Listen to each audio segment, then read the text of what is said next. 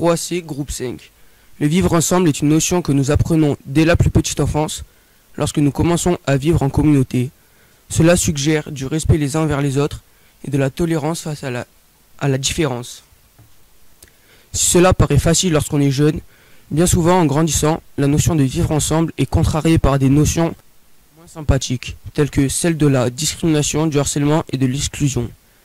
C'est précisément ce dont traite le film de Sébastien Grobert, Une incroyable équipe tirée de faits réels au XIXe siècle. Un professeur d'anglais souhaite créer une cohésion de groupe en transmettant des valeurs aux élèves. S'agissant au harcèlement, on peut se rendre compte que Félix harcèle Just car il est pauvre. En effet, lorsque Félix réalise que Just est meilleur que lui au foot, il le menace et lance ses chaussures de sorte qu'il ne puisse pas les récupérer. Or, il est pauvre et n'aura pas les moyens d'en racheter une paire. À une autre occasion, il l'accuse d'avoir scié le bâton du professeur Bosch, ceci afin qu'il soit renvoyé. S'agissant de la discrimination, Just bénéficie du programme de soutien à l'instruction populaire, mais le père de Félix contre cette mesure et fait en sorte de le renvoyer. S'agissant de l'exclusion, c'est d'abord Just qui est exclu du groupe à cause de ses origines sociales, mais Félix le sera également à un moment donné car il refuse de jouer au foot. On se rend compte que le groupe des élèves évolue au fur et à mesure de l'histoire. D'abord, on observe un éclatement du groupe car les élèves, en jouant au foot seuls, ils se battent et ne respectent aucune règle.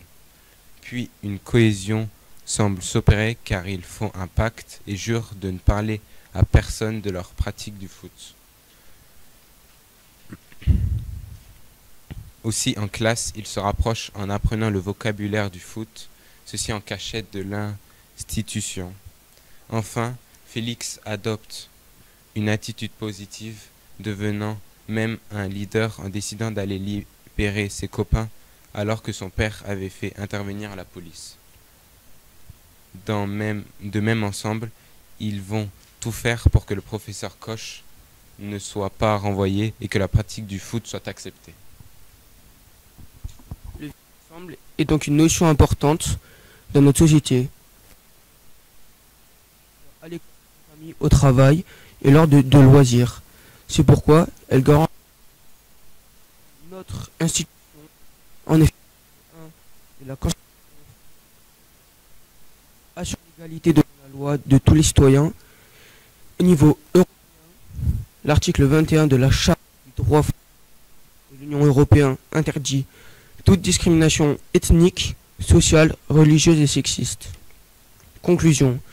Nous pouvons affirmer que le vivre ensemble, c'est accepter les différences de tous pour avancer ensemble. C'est le sentiment d'appartenir à un groupe composé d'individus différents, mais qui veut faire émerger un esprit d'équipe. Ce sont les principes d'égalité et de non-discrimination qui fondent la démocratie. À nous de veiller à les respecter, les transmettre et les rappeler à ceux qui ont tendance à les oublier.